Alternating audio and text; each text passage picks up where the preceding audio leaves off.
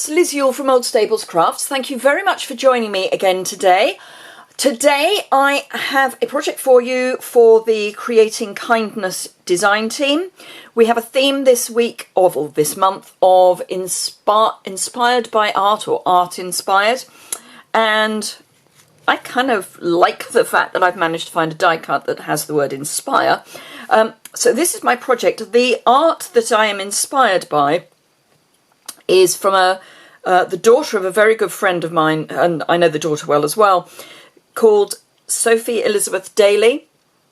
And she has very recently started drawing, well, painting, and she makes these amazing, let me see if I can pull them up, she makes these amazing works of art. They are just so clever, there's almost nothing to them. A lot of them are nudes, but kind of not.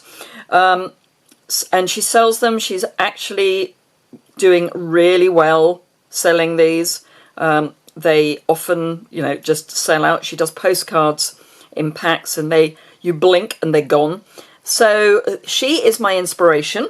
So Sophie Elizabeth Daly, I will try and link one of her pictures to her Instagram account so that you can go and look her up. But she really is doing amazingly well. So this is my card that is inspired by her, and what's inspired me is the fact that she uses a lot of black and white with just a pop of colour. So that was kind of where I was coming from. And the fact that I could find a die cut with the word inspire in it was just perfect.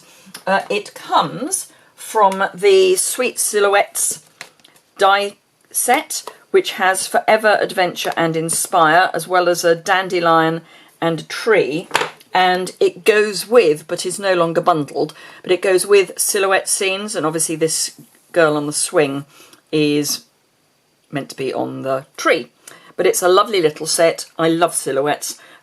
So yeah, so it's that die that has sort of caught my eye. And then I wanted something that was linear, but had the space for colour. So I've gone for an older set. It's a carryover set, which is Dandelion Wishes. In fact, it's not even a carryover from the last annual. I think it was in the annual before. And I've used this image, and I have used this image as well. But let me show you how I have made it. It's really quite straightforward. So yeah, I'm using the Stamparatus because then if I don't stamp brilliantly first time round, it's not a problem. Let me make sure that's in the right place. Yes, it is. So I'm going to clamp my piece of card down. I'm going to start by inking up most of the stamp set with Memento ink. Stamp set, I mean stamp. It's only the one stamp. Now that one I had black, yes. So the colour is just here. So I'm just trying to make sure that I will come in and touch up the black in a moment, but I want to get as much as I can from the ink pad. And then just to be on the safe side, I'm also adding some basic black onto the bits that are kind of just nestled in, just to make sure that I've got a really nice black image. So you can do this with your Stampin' Right markers. Just make sure you use the side, and I'm just going to go over the rest of it a little bit where it wasn't looking totally covered. So for the colour, I am using Stampin' Right markers because it's a really easy way of getting into tight corners. And I'm using most of, but not all of, the Brights collection. So what I am going to do is try and remember which colour I put where so that I can do a literal redo of what I did before. So that was Gorgeous Grape. This is the wrong end.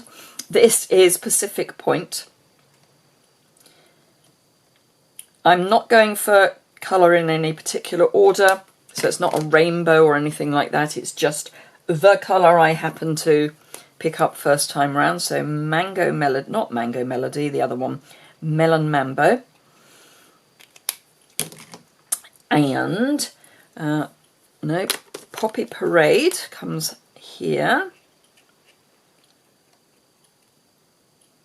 And as you can see, I'm just using the side of the nib.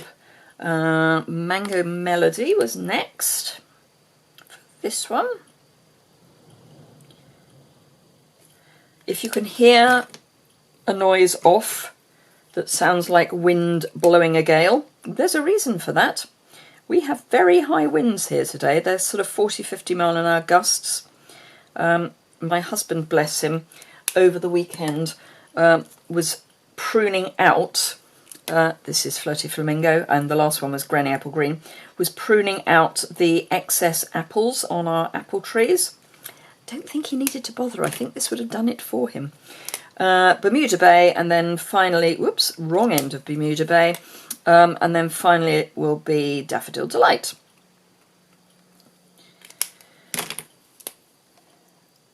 There we go. And just huff over it just to make sure that everything is damp. And then perfect! So I don't actually need to re-ink. The reason I wanted it on my Stamparatus was in case some of the colours weren't strong enough, it would have given me the opportunity to re-ink. But I don't need to worry, because it's already fine. So close that up and pop that to one side. Right, okay, so we're going to mount this onto a piece of basic black card. And this is the piece that I'm going to mount it on. I've cut out or gutted the inside panel because that's where I've done my die cuts, and I've popped some double-sided adhesive sheet onto the back of the card so that when I die cut, what I'm ending up with are stickers. And then these I'm going to layer up so that we get a nice thick layer for my word. So I'm just going to peel the backings off, and now which one do I want to have on top? No, they are pretty similar. So I'm just going to add my die cuts on top of each other and just get rid of any of the little bits that you always get with die cuts, sort of little bits of fuzz. So that's that one. Make sure it's well pressed down. Don't need that scrap. And then the final piece. I have not kept the dots of the eyes. I'm sorry. Life is not that long to worry about dotting my eyes. They die cut really nicely, but the prospect of layering up six actually, because there's two eyes, 6 tiny little dots. No, sorry, not happening. We know it says inspire, we don't need the eye on top. So just, as I say, get rid of any fuzzies. Grab my Take Your Pick tool just to rub around the edge to see if I can help get any of the fuzzies off. And that looks pretty good. So just going to give that a real good press with my bone folder. You'll notice I'm not doing this, I am just pressing down. And then this is now just a thick sticker, so I can peel that off, not drop it in the wrong place, and pop it in. I'm nuzzling it underneath the dandelion and hopefully getting it straight. So let's line that up there, grab myself a ruler, and I think the S and the I are probably at the same height, so long as I keep those at the same height, it's kind of straight or thereabouts.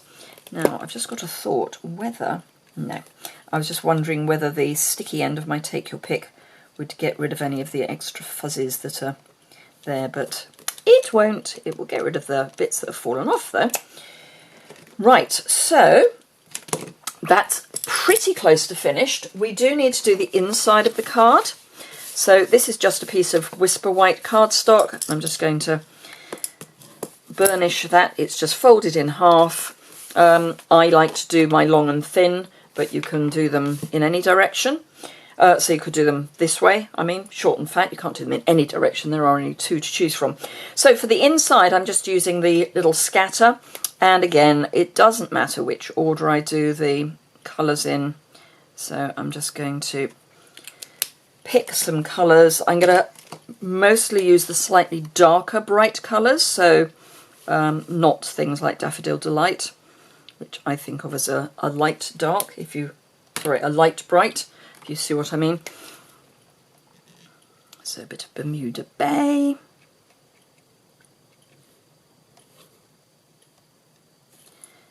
And let's go Poppy Parade. And then Melon Mambo. And then we can just stamp this down. And the inside of our card will be done. And then we just have to layer up the outside, and I've got one other thing I need to do just to finish it off nicely. So again, I'm going to huff onto that, and there we go. Really nice bright colours. So first things first, I am going to adhere this to my card base with some liquid adhesive.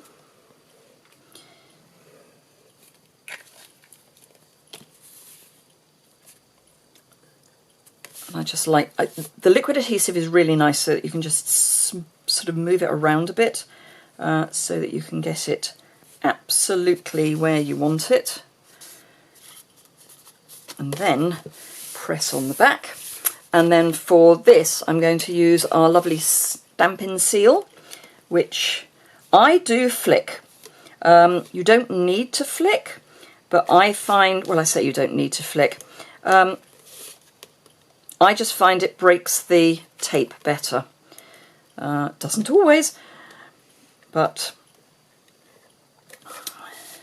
And the key to this is a light touch, so don't force it down. So that this can now go on here.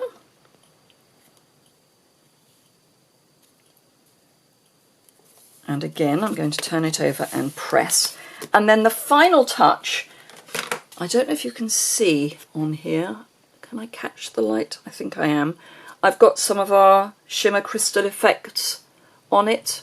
It doesn't take terribly long to dry, and because it's a raised area, it's actually quite easy to do. So I literally am just drawing round. I mean, it's really gloopy, so you do kind of have to persuade it in the direction you want it to go, otherwise it will do the shortest distance between 2 points straight line thing. But so long as you're actually touching the card that you're adhering it to, it's fine.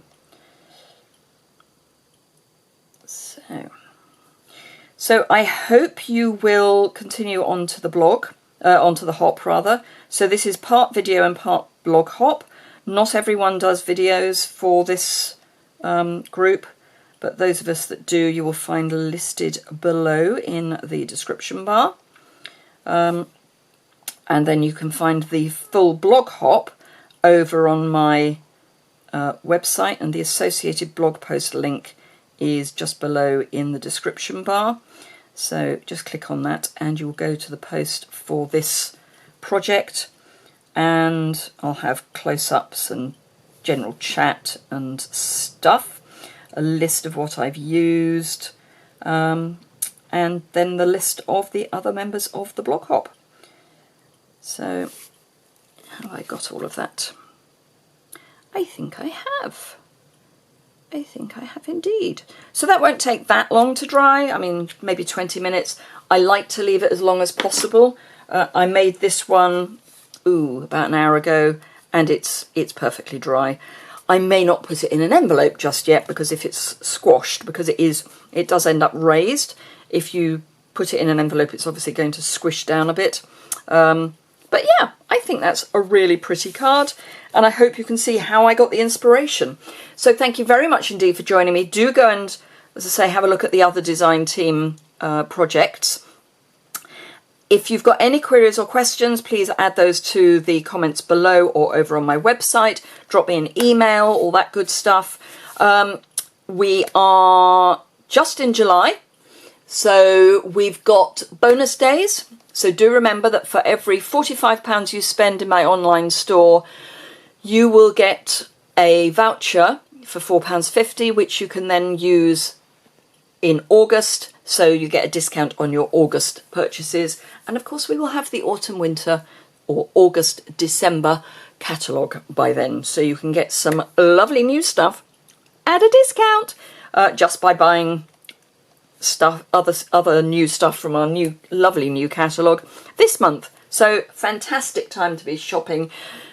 As I say, any questions or comments, do let me know. Do remember to subscribe, bottom right hand corner, and give me a thumbs up if you've enjoyed this. And I look forward to seeing you again very soon. Thanks a lot for watching. Bye!